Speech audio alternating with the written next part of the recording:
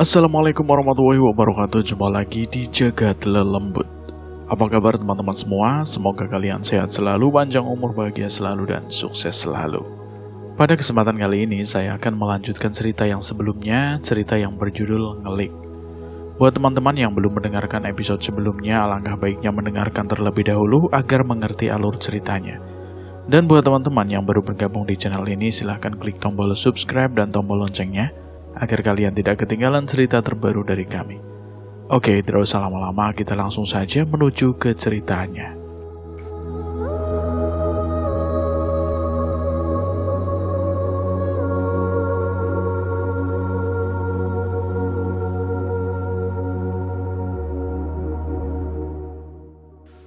Perjalanan yang luar biasa.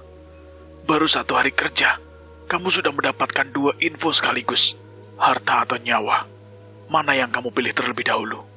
Kalau harta, mungkin aku juga akan mempelajari dulu lokasi dan detail rumah itu dalam hal keamanan untuk aku. Jadi, sekarang kita fokus dulu untuk nyawa. Kamu harus datang menemui mereka sebelum jam 12. Ajak mereka ke tepi hutan, seperti saat mereka memenjarakan dan melecehkan kamu. Dan jangan pernah lupa, kamu harus memakai parfum kematian ini. Karena dengan parfum ini, aku bisa mengetahui keberadaan kamu. Gunaldi mulai mengatur siasatnya. Kenapa harus ke tepian hutan? Apakah mereka akan mau? Agar kematian tidak ada yang mengetahuinya. Kalau kita lakukan di kontrakan, secara otomatis orang akan mendengar kegaduhan. Dan aku sulit untuk melarikan kamu. Kamu mengerti, sayang? Iya, Mas. Aku mengerti. Dan ternyata Mas akan memenuhi janji Mas untuk menghabisi orang yang telah aku dendam selama ini. Kamu betul, istriku. Pernikahan kita ini bukan atas dasar saling mencintai, tapi ada sisi lain, yaitu dendam. Kita ditakdirkan untuk bersama-sama menyelesaikan tugas kita yang belum selesai. Sekarang, saatnya untuk kita menguji akan kesetiaan kita berdua. Aku akan menghabisi semua orang yang telah membuat hidupmu hancur.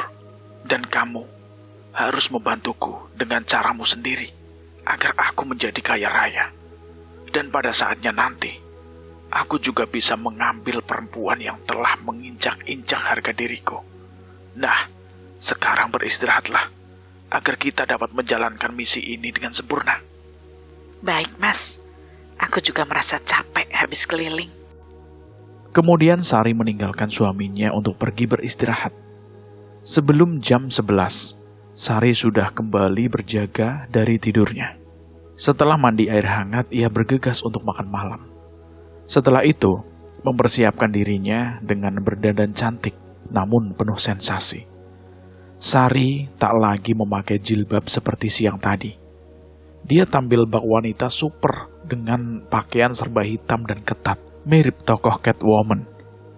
Dia ingin memberikan surprise kepada 2 lelaki yang siang tadi sudah janjian.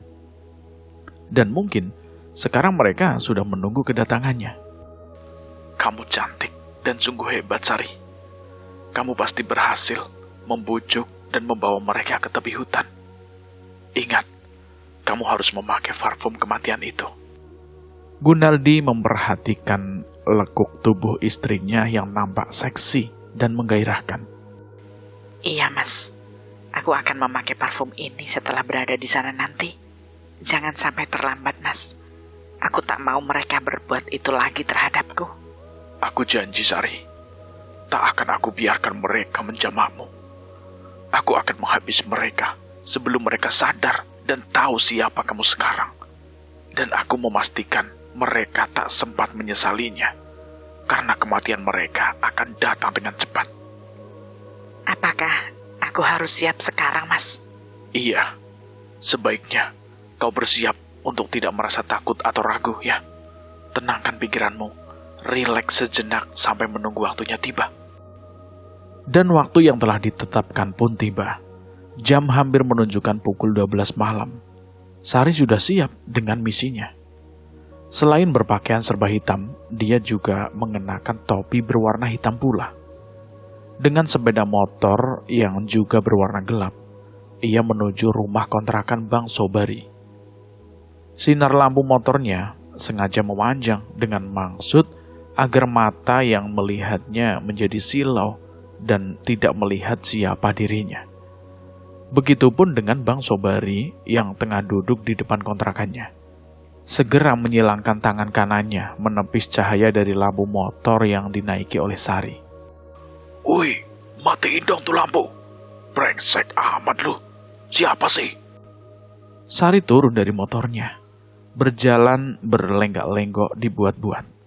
Untuk sesaat, Bang Sobari mengamati sosok perempuan itu dengan penuh tanda tanya. Halo Bang, maaf saya agak terlambat. Tapi sesuai janji, saya tetap datang. Kata Sari membuat Bang Sobari terperangah. Elu Sari, buset dah. Gua hampir saja gak ngenalin. Tadi siang lu mirip ustazah. Sekarang mirip ninja. Yuk masuk. Gak usah Bang, saya gak mau berbuat di sini. Saya gak mau warga ada yang tahu kalau kelakuan saya masih seperti yang dulu. Lah, terus kita mau main di mana? Tempat gua kan cuma di sini doang. Lagian hari gini orang udah pada tidur semua. Ayolah, kita bersenang-senang. Kan lu sendiri yang minta untuk dipuasin. Tapi saya akan merasa puas kalau kita melakukannya di tempat sepi, Bang. Biar saya mendesah, menjerit, atau berteriak kenikmatan pun gak ada yang mendengar. Bukan begitu, Bang? Iya, bener juga apa yang lo bilang.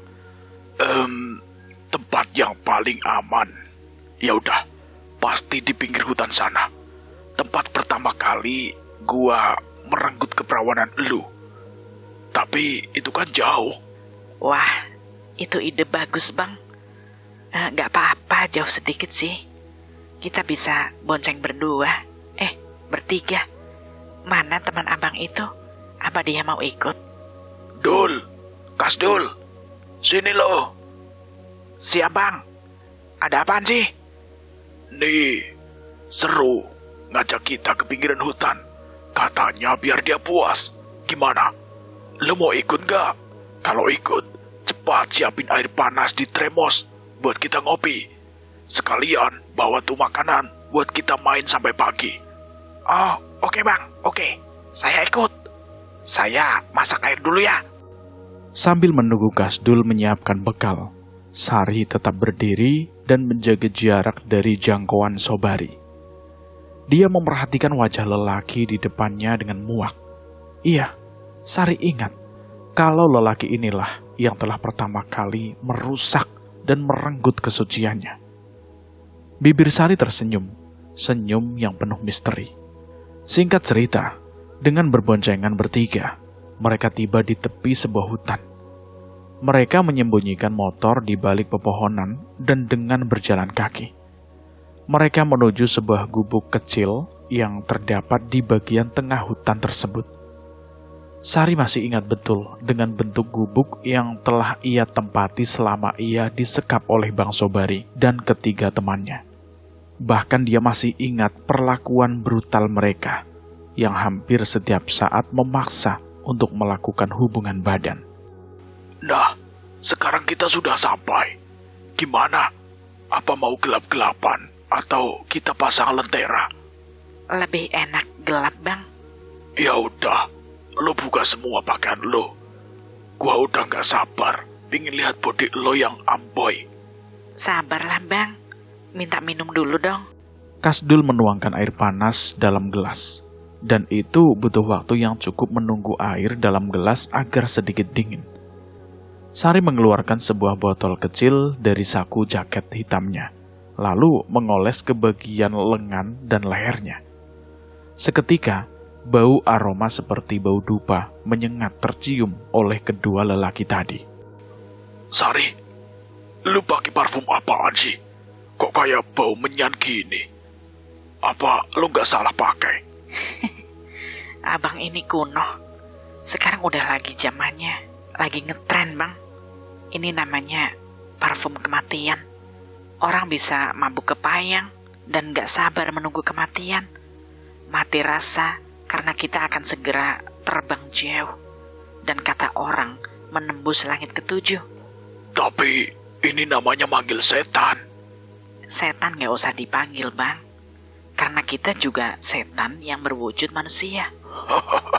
Iya. Kita memang setan. Dan saatnya setan menikmati dunianya. Tiba-tiba ada suara lain yang terdengar lantang. Kalian boleh gembira. Dan sebentar lagi, kalian akan menangis. Hoi, siapa lo? Berani bener ngintip orang. Bentak Sobari geram. Dan dengan kesal dia membuka pintu gubuk. Namun betapa terkejutnya ketika matanya melihat ada seekor babi jantan berukuran besar, tengah memandangnya dengan matanya yang merah menyala. Apa binatang ini ngomong?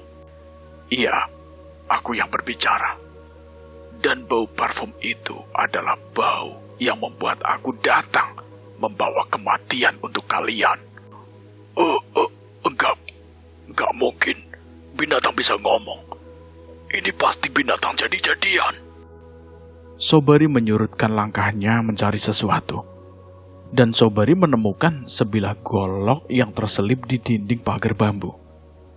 Cepat dia menghunuskan senjata itu dan mencoba menghadapi binatang yang mulai mendekati kedua lelaki tersebut. Sobari dengan cepat dan telengas membabat ke arah binatang itu hingga mengenai bagian kepalanya. Ting! Sobari memandang heran, sebab senjatanya tidak dapat melukai kepala binatang itu. Tapi namanya juga preman, dia kembali menyerang. Namun babi itu tidak memberikan kesempatan lagi. Hewan itu langsung menyeruduk Sobari dengan taringnya yang berbentuk gelang, membuat tubuh Sobari tertembus dan tersurung hingga menembus keluar pagar. Pergi kamu. Ampun, jangan bunuh saya. Sobari berteriak menjerit setinggi langit, menggetarkan seisi hutan kecil yang semula sunyi. Namun teriakan Sobari harus berakhir. Tubuh Sobari sudah berlumuran darah dan nyawanya sudah melayang. Kasdul yang melihat itu segera berlutut, meminta ampun pada hewan yang kini menatap dirinya. Ampun, jangan bunuh saya. Saya hanya diajak Bang Sobari. Saya juga gak ikut-ikutan memperkosa perempuan ini. Ampuni saya. Kasdul benar-benar bersujud di hadapan hewan itu. Benar, Mas. Orang ini tidak ikut campur dalam masalahku. Jadi, biarkan dia bebas. Baiklah. Tapi aku harus membuatnya hilang ingatan sementara. Dan dia tidak pernah tahu tentang peristiwa malam ini. Binatang itu kemudian menghembuskan nafasnya yang mengandung uap racun. Seketika itu juga tubuh Kasdul melorot ke tanah, diam tidak bergerak. Selesai sudah tugas kita yang pertama.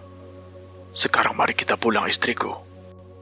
Seketika itu juga wujud binatang tadi kini hanya menjadi sesosok makhluk yang hanya berupa bayang-bayang saja. Sari mengikuti bayangan yang memang sosok dari Gunaldi hingga menuju sepeda motornya. Sari merasa puas karena ternyata Gunaldi sebagai seorang suami tidak mengingkari janji untuk membalaskan dendamnya. Ini baru permulaan. Selanjutnya akan aku buat geger desa ini.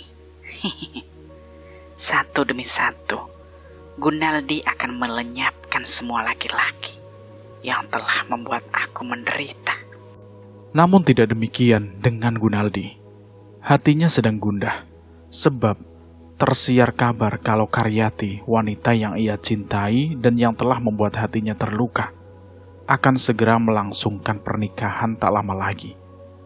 Hal itu membuat Sari heran dengan sikap suaminya yang selalu diam. Maaf, Mas. Sedari pagi aku lihat kamu diam saja. Sepertinya tengah memikirkan sesuatu. Apa aku boleh tahu, Mas? Ada yang aku pikirkan, Sari.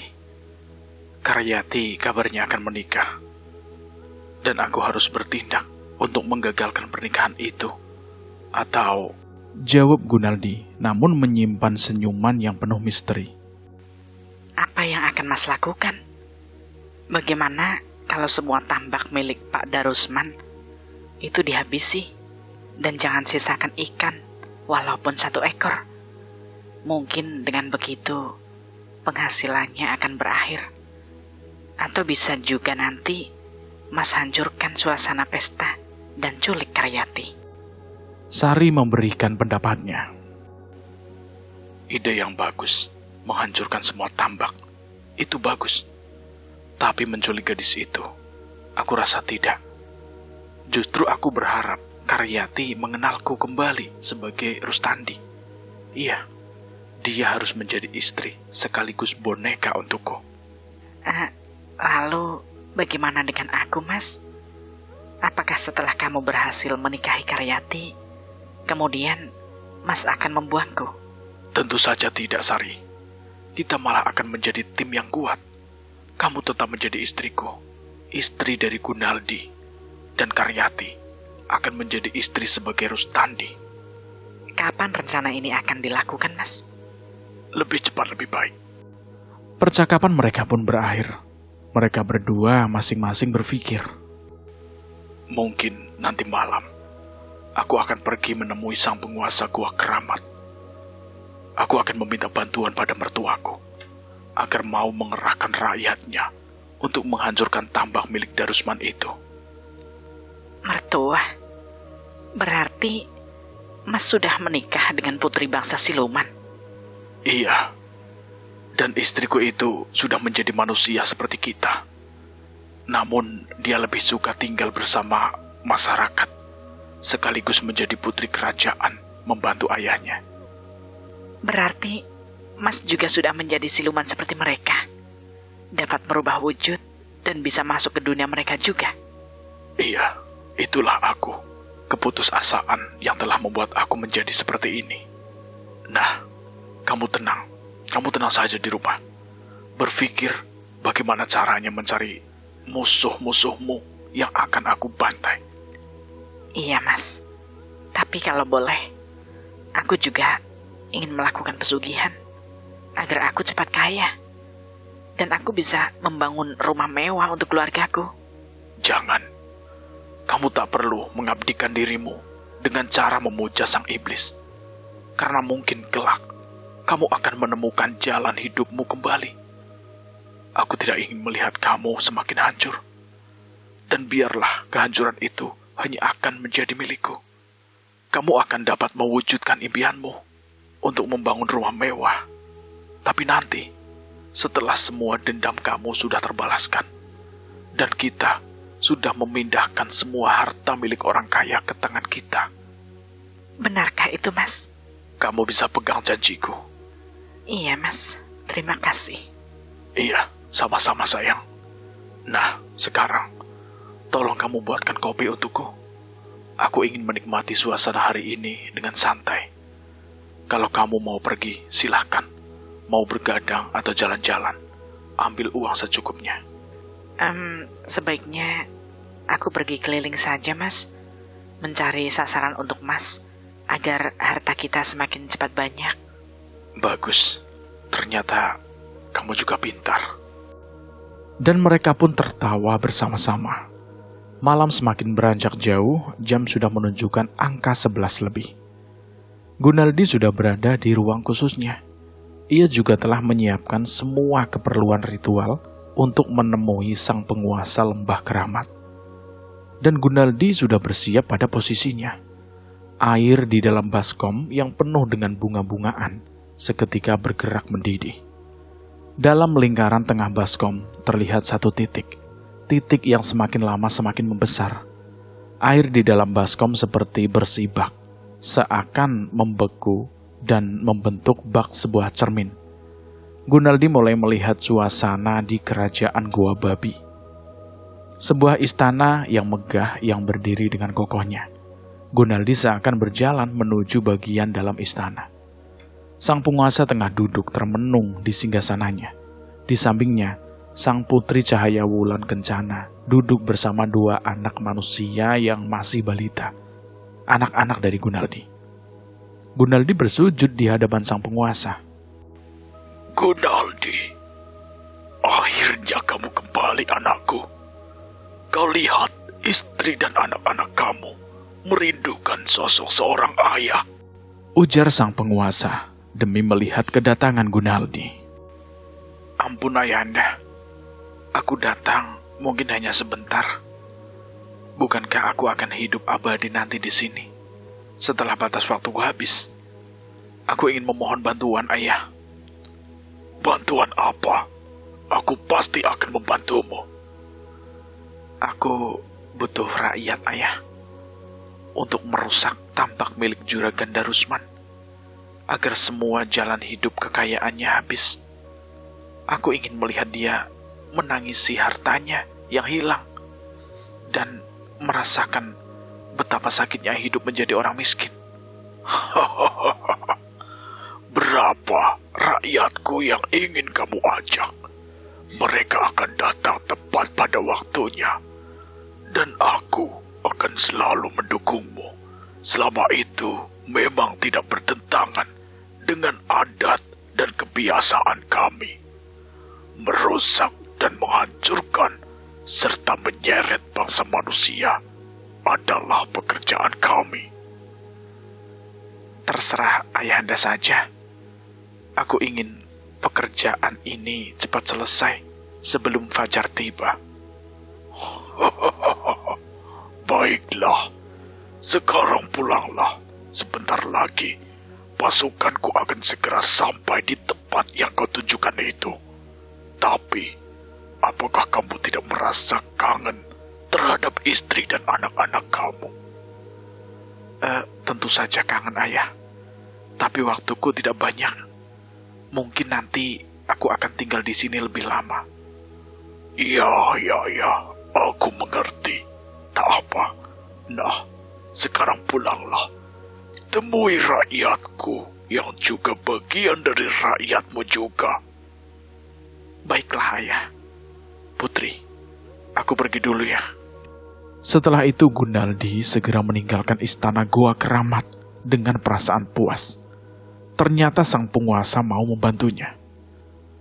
Air di dalam baskom yang berisi bunga-bungaan itu kembali tenang.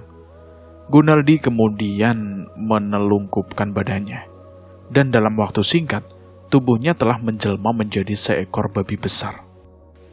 Sari! Ia berseru memanggil istrinya dengan suara yang berat. Dengan tergopoh-gopoh, Sari menemui Gunaldi. Namun suaminya sudah tidak terlihat di sana. Dan ia tahu kalau makhluk berwujud hewan itu adalah jelmaan dari suaminya. Iya, Mas. Malam ini juga, aku bersama rakyat dari negeri Goa Keramat akan menghancurkan seluruh tambak milik Darusman. Tugasmu, jaga lilin ini. Jika terjadi sesuatu, cepat padamkan lilin ini. Nyawaku ada pada nyala api lilin ini.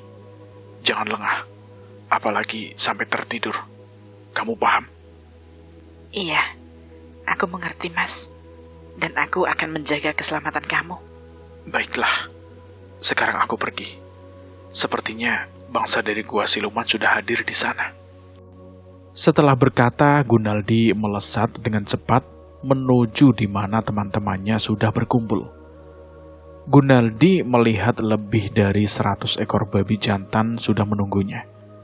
Mereka bersembunyi di dalam kegelapan lahan perkebunan milik Juragan Darusman. Gunaldi segera mengawasi keadaan sekitar tambak yang nampaknya sepi. Bahkan tidak seorang penjaga pun terlihat di sana.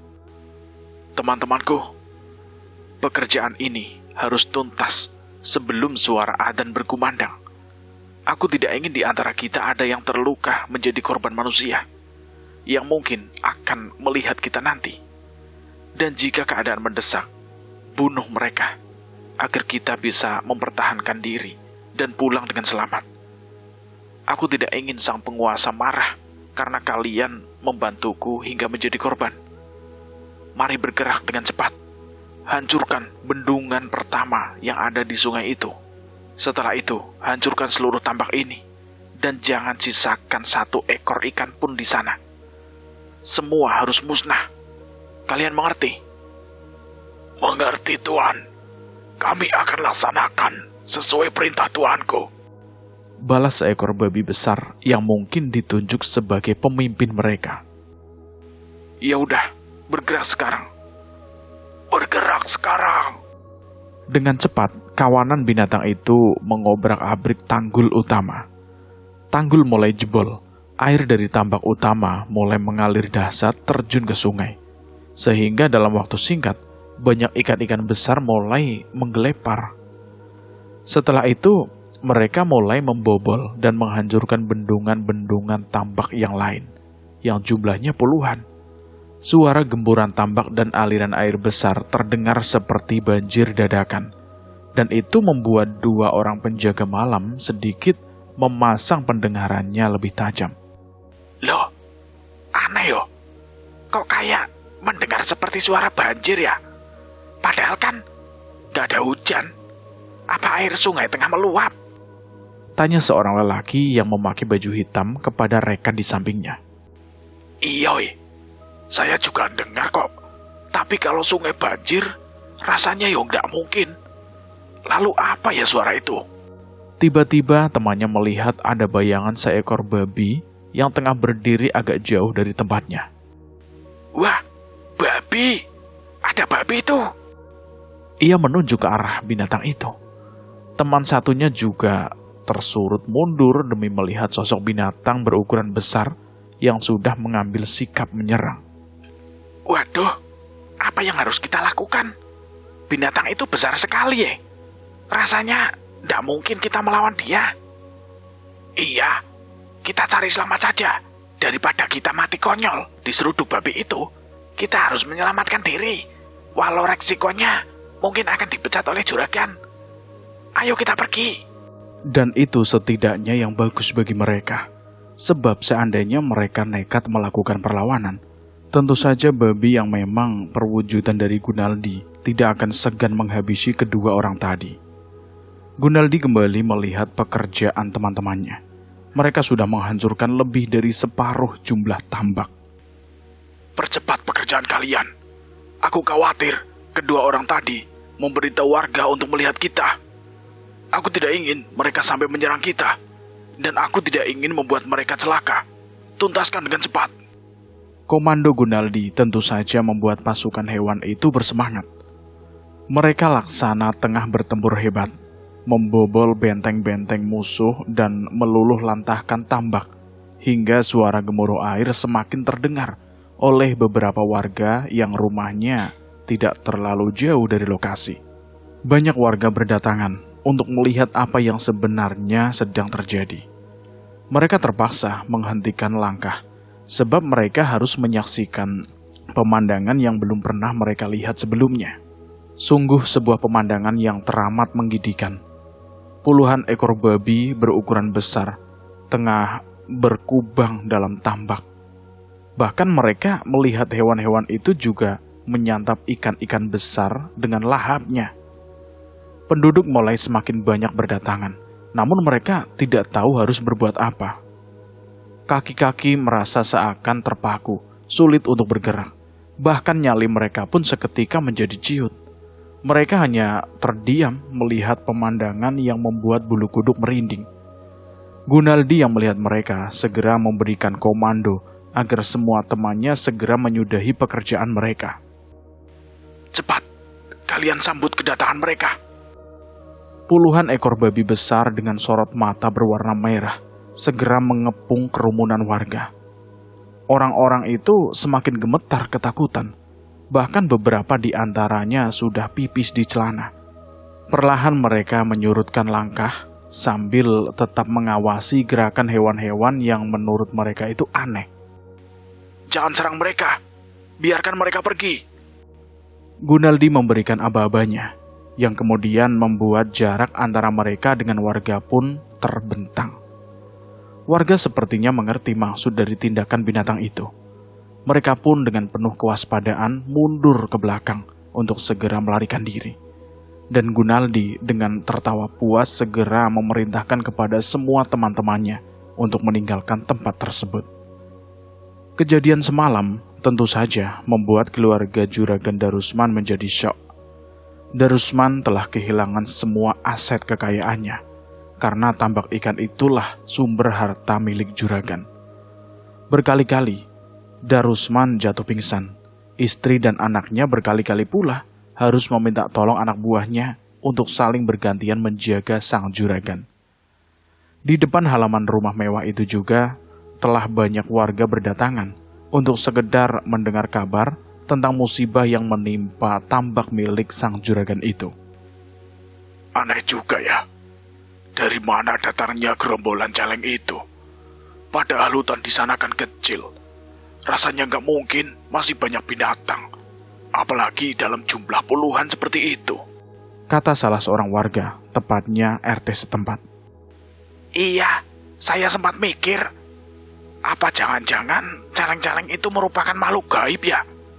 Bukankah di kampung ini beberapa waktu lalu sempat tersiar kabar kalau ada babi ngepet? Bisa jadi juga. Tapi mana mungkin babi ngepet jumlahnya sebanyak itu. Atau mereka itu siluman babi yang memang sengaja merusak milik warga. Merusak? Apa untungnya? Babi ngepet hanya mencari kekayaan, bukan merusak. Ya sudahlah. Kita tidak dapat menyimpulkan apa binatang itu memang benar-benar binatang atau binatang jadi-jadian. Tapi kita tidak bisa berbuat banyak. Kalau seandainya kita melakukan perlawanan, binatang itu pasti kuat dan tidak mudah dikalahkan. Iya, saya sependapat dengan kamu. Sepertinya kita harus selalu waspada terhadap ancaman binatang itu. Apapun mereka terlepas dari binatang sungguhan atau jadi-jadian.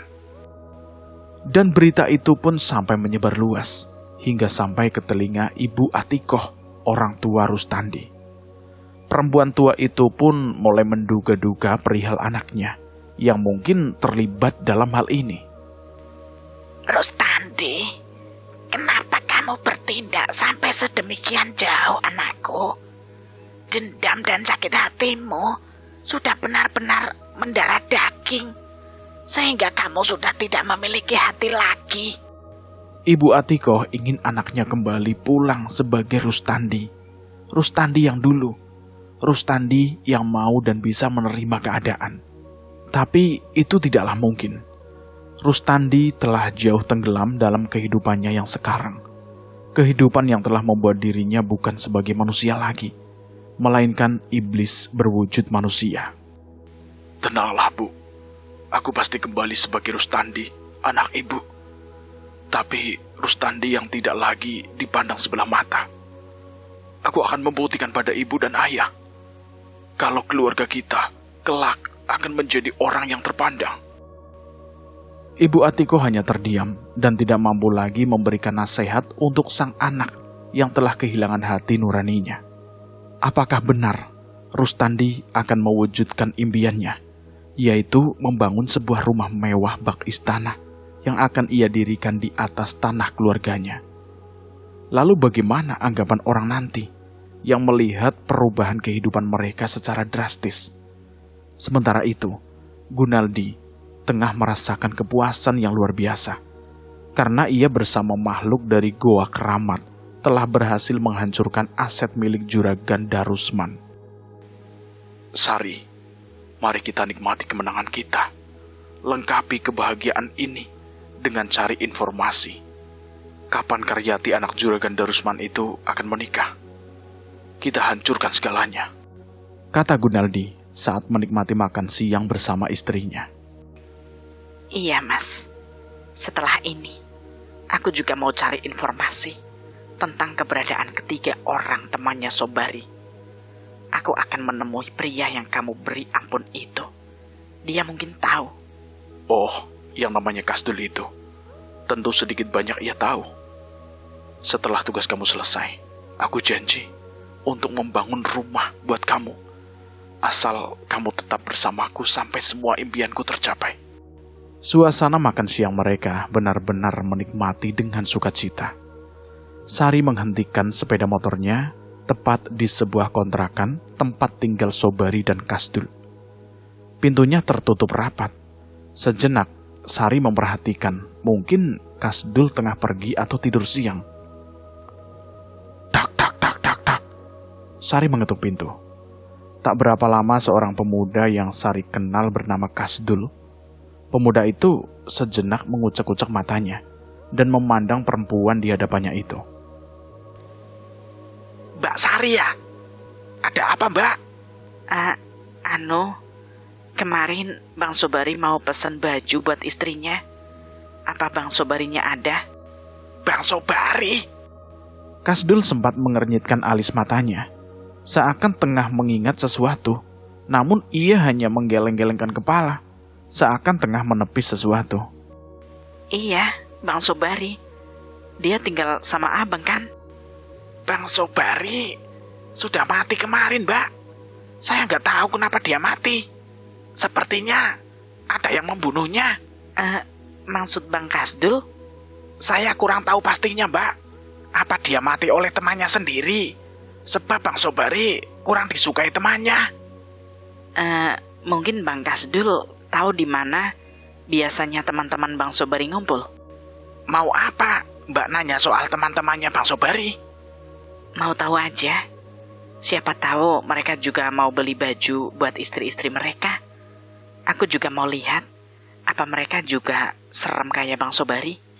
Iya, Mbak. Mereka serem. Juga kasar kalau ngomong. Jangan deh, Mbak.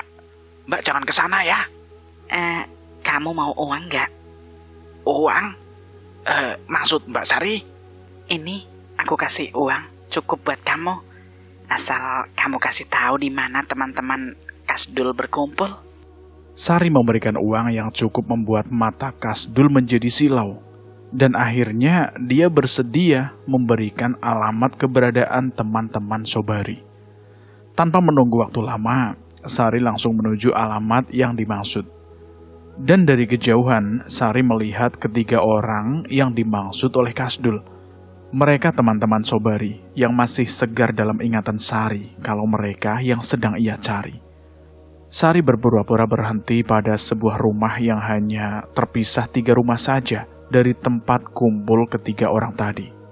Sari juga sempat melihat satu dari 3 pria itu memperhatikannya. Namun Sari tidak peduli. Dia terus melipat-lipat baju dagangannya setelah ia yakin kalau memang itu adalah mereka. Orang yang telah bersama Sobari melakukan pelecehan terhadap dirinya. Maka ia pun segera meninggalkan tempat itu. Dan setelah mendapatkan informasi yang cukup, Sari kembali ke rumah untuk berembukan rencana nanti malam. Bagus, Sari. Itu berarti dendam kamu akan segera tuntas. Nanti malam, seperti malam kemarin, kamu datangi mereka. Namun kali ini, kamu tidak perlu menemui mereka dengan maksud agar tidak terjadi sesuatu padamu. Cukup dekati tempat mereka saja. Dan gunakan parfum kematian sebagai petunjuk agar aku dengan mudah menemukan mereka. Iya, Mas. Siap. Aku akan pergi ke sana setelah lewat tengah malam. Oh iya, Mas. Tadi aku juga sempat mendengar kabar kalau Karyati akan menikah pada minggu ini. Katanya sengaja dipercepat agar calon suaminya tidak ingkar janji karena keadaan Juragan Darusman yang nyaris bangkrut. Apa jangan-jangan calon Karyati itu hanya melihat Karyati anak orang kaya, lalu pura-pura mencintainya? Itu tidak penting buat aku. Yang jelas, aku akan membuat kacau pernikahan mereka. Lalu, apa yang akan Mas lakukan terhadap Karyati? Nanti aku pikirkan. Dan malam pun tiba. Sari sudah berada di dekat rumah yang dijadikan markas oleh teman-teman Sobari. Matanya tajam mengawasi gerak-gerik penghuni rumah itu. Sari tidak turun dari sepeda motornya, namun ia tetap siaga dan waspada terhadap segala kemungkinan. Seorang pria keluar dari dalam rumah. Tubuhnya nampak sempoyongan, mungkin tengah mabuk sehabis menenggak miras. Pria itu memperhatikan Sari yang duduk di atas motornya. Hei, turun dong. Kalau mau ikut main, No, gantian gua. Gua udah kehabisan modal nih. Bang Edi ada nggak? Balas Sari dengan suara dibuat-buat menirukan suara laki-laki. Ada, malah dia yang jadi bandar. Dia lagi hoki kali ya. Menang terus. Lo mau main gak? Mau sih, tapi antar dulu deh. Aneh ada teman juga yang mau ikut gabung sama abang. Bisa minta tolong nggak bang? Tolong apaan? Sari kemudian turun dari motornya, lalu dia memberikan sebuah botol kecil. Tolong kasih ke Bang Edi. Nih, dari ceweknya gitu. Balas Sari lalu memperlihatkan wajahnya. Buset dah. Ternyata lu cewek. Beneran lu ceweknya si Edi. Ya udah, lu kasih sendiri aja. Nanti aja. Aneh kan tadi bilang lagi nunggu teman cewek juga. Pesanan Bang Edi buat main malam nanti. Udah dulu ya. Aneh mau jemput teman aneh dulu. Jangan lama-lama lu. Ntar kita keburu pada ngantuk lagi. Sip, tenang saja. Bilang ke Bang Edi. Parfumnya langsung pakai aja ya. Dia pasti suka sama aromanya. Oke, beres. Pria itu pun masuk kembali, sementara Sari segera meninggalkan tempat itu. Bang, ini tadi ada cewek nitip ini buat abang. Pria tadi memberikan botol kecil berisi parfum kepada orang yang dipanggilnya Edi. Cewek? Cewek mana? Terus nitip apaan? Botol parfum ini mah. Mana ceweknya? Sahut Edi dengan mimiknya yang lucu, karena matanya yang agak jereng. Katanya mau jemput teman cewek juga bang, buat main ke sini. Dia pesan agar abang memakai parfum itu. Aromanya cocok nggak katanya? Gua sejak kapan punya cewek, apalagi ngasih parfum? Seumur-umur gua nggak pernah pakai. Biar kata keringet gua bau. Tapi ya udahlah, nggak ada salahnya kalau gua coba. Siapa tahu kalau cewek itu memang perhatian sama gua. Terus gak mau keringat gua bau, iya kan? Kata-kata Edi disambut tawa oleh ketiga temannya. Edi membuka tutup botol, lalu meneteskan pada telapak tangan dan mengoleskannya pada pergelangan tangan. Seketika itu juga, ruang pengap penuh dengan asap rokok dan bau miras, berganti dengan bau aroma yang lain, bau dupa. Gengs, ini parfum apaan sih? Masa baunya menyan? Ini sih parfum mayat. Mau main-main tuh cewek. Edi mengumpat tidak karuan. Dan pada saat bersamaan, terdengar suara di depan pintu mirip suara binatang. Apa lagi itu? Berisik amat. Den, coba lo lihat. Edi memerintahkannya pada Udin. Udin pun langsung membuka pintu. Dia tercengang demi melihat seekor babi berukuran besar dengan matanya yang berwarna merah. Babi bang! Dia menunjuk ke arah depan pintu yang memang sudah nampak seekor babi bertubuh besar dengan sorot matanya yang berwarna merah. Edin, lu ngomong yang bener dong. Masa ada babi nyasar? Edi tidak percaya. Kemudian dia melihat ke pintu. Dan dia pun mengucek-ucek matanya. Seakan tengah menyaksikan dengan penglihatannya. Babi? Hah? Apa lu memang babi? Jangan-jangan lu cuma mau nakut-nakutin gua aja. Hus, sana lu pergi. Edi mengusir binatang itu. Namun binatang itu malah dengan tenang menghampiri dirinya. Iya, lu mau ngapain masuk-masuk? Kalau lu babi ngepet, lu salah sasaran. Duit gua cuma recehan. Tapi kalau lu babi beneran, berarti lu cari mati. Dan mungkin bisa gua jadiin babi panggang. Ayo, kita serang binatang nyasar ini. Kita cincang jadi bergedel. Mereka langsung mengambil benda yang ada di sana untuk mereka gunakan sebagai senjata. Mereka langsung menyeluruk ke arah binatang tadi dengan kayu dan besi sebagai senjatanya. Buak, buak. Senjata mereka berhasil bersarang di tubuh binatang itu. Namun binatang itu sama sekali tidak merasakan sakit sedikit pun. Malah sekarang dia sudah mengambil ancang-ancang untuk menyerang. Dan ketika keempat orang tadi mulai kembali menyerang, mereka terperangah demi mendengar satu suara yang bernada berat. Maju kalian semua, biar kalian mati lebih cepat. Oh, babi ini bisa ngomong.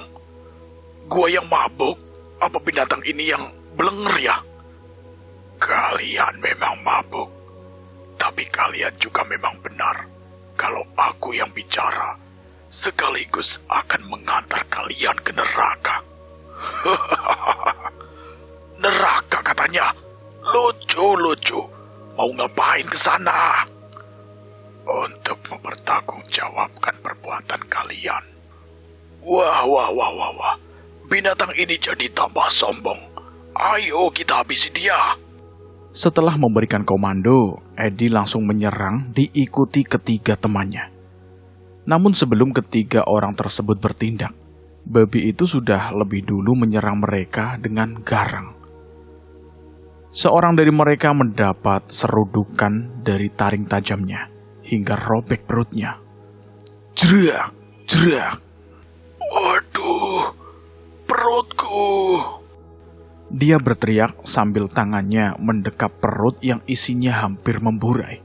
Dengan terhuyung-huyung dia berusaha untuk keluar dari rumah itu. Namun binatang itu telah kehabisan rasa sabar dan kembali menyerang dengan ganas. Tanpa ampun, orang yang telah terluka itu terhempas kembali akibat tendangan kaki sang hewan. Tolong! Tolong! Dia berteriak sambil terpental dan diam tidak berkutik lagi.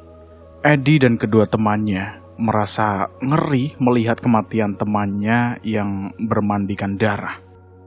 Aku akan membunuh kalian semua. Seru hewan itu kembali mengambil ancang-ancang untuk menyerang. Ketiganya sadar kalau binatang ini tidak mempan atau tidak berpengaruh dengan pukulan benda yang mereka gunakan. Mereka putus asa dan berusaha untuk kabur.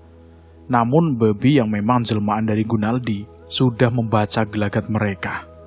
Pintu tiba-tiba terkunci dengan sendirinya. Ketiganya panik. Dan dalam kepanikan itulah, binatang itu langsung menyerang ketiganya hingga membuat mereka tidak lagi dapat berpikir untuk kabur. Mereka dalam keadaan putus asa, terpaksa bertahan sambil menyerang. Namun tenaga mereka bukanlah apa-apa dibanding dengan kekuatan yang dimiliki oleh Gunaldi. Satu persatu mereka menjadi korban pembantaian dengan kondisi mengenaskan. Gunaldi memandangi mayat ketiga musuh Sari sambil tertawa terbahak-bahak. Sari, semua orang yang telah menyakitimu sudah aku habisi. Dendammu sudah terbalas. Semoga kamu puas, Sari. Apa? Sari? Ucap Eddie di ujung kematiannya. Gunaldi segera meninggalkan tempat pembantaian 4 orang dalam satu ruang rumah kecil yang mereka gunakan sebagai tempat maksiat. Gunaldi tidak langsung pulang ke rumahnya. Dia menyusup di antara rumah ke rumah dari pohon ke pohon. Hingga akhirnya sampailah di sebuah gudang atau pabrik pembuatan genteng dan batu bata. Tempat penyimpanan terbuat dari bambu dan beratap daun rumbia kering. Berbeda dengan tempat pembakaran yang memang dibangun menggunakan atap dari asbes. Gudang dan pabrik itu milik Juragan Sunandar, salah satu orang terkaya yang memiliki puluhan lahan pembuatan genteng dan batu bata. Gunaldi masih penasaran atas kegagalannya tempo hari. Dan sekarang, ia ingin menguras harta sang juragan dengan cara yang lain. Letak pabrik memang agak jauh dari rumah Sunandar, namun masih terlihat aktivitas pabrik jika siang hari. Malam semakin larut, keluarga juragan sudah tertidur nyenyak. Hampir semua ruangan terlihat gelap dari luar. seekor babi mulai mengendus-endus gudang produksi genteng di sebelah rumah sang juragan. Atap bangunan pabrik, tempat menjemur genteng dan batu bata terbuat dari atap rumbia. Sang babi besar itu memandang ke atas dengan sinar matanya yang tiba-tiba mengeluarkan cahaya panas. Atap rumbia yang memang kering itu tidak dapat menahan hawa panas dan perlahan mulai mengeluarkan api. Dan tak membutuhkan waktu lama, api segera berkobar. Nyala api tentu saja dapat terlihat oleh orang sekitar kampung yang masih terjaga. Begitu juga dengan dua orang pria yang masih bercengkerama di depan sebuah rumah. Mereka terkejut melihat cahaya api yang semakin lama semakin membesar. Sepertinya ada kebakaran. Iya itu. Dekat rumahnya Juragan Darusman. Ayo kita ke sana. Mereka pun bergegas menuju arah kebakaran. Dan di sana sudah banyak orang berkumpul. Bahkan sudah berusaha memadamkan api dengan air yang mereka cari di sekitar pabrik. Bahkan kepanikan juga terjadi di rumah Darusman setelah dia tahu kalau gudang dan tempat jemur terjadi kebakaran. Darusman bersama istri dan anak-anaknya segera melihat ke lokasi.